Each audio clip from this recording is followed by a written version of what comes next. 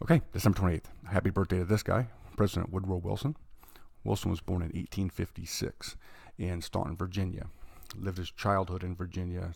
Some of his earliest memories were remembering that Abraham Lincoln had been elected and that war was coming to the South. His parents were staunch Confederate supporters.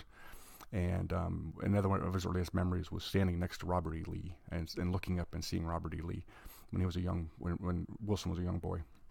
After that, they moved around a lot. His father was a Presbyterian minister, so they moved to Georgia and South Carolina and North Carolina. While in Georgia, he married his first wife, Ellen, and then went to Johns Hopkins, got his PhD. The only president we've ever had that's got a PhD, a doctorate degree in political science in this case, and became president of Princeton University.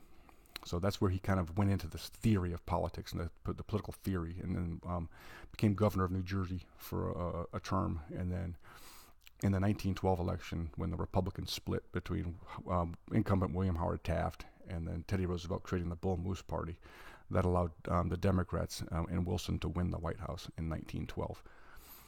So he tried to put a lot of his political stuff into practice. During his first term, his wife Ellen passed away. And a year later, he remarried Edith.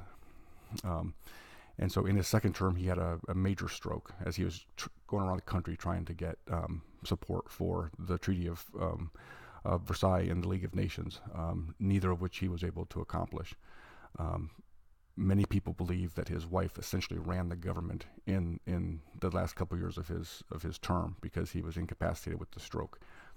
At that time, there was no constitutional mechanism to remove the president. So he flirted with the idea. He wanted to run for a third term. He wanted to vindicate himself around the League of Nations, but his health just wouldn't allow it. So that's what I have for you today. Happy birthday, Woodrow Wilson. I'll see you tomorrow.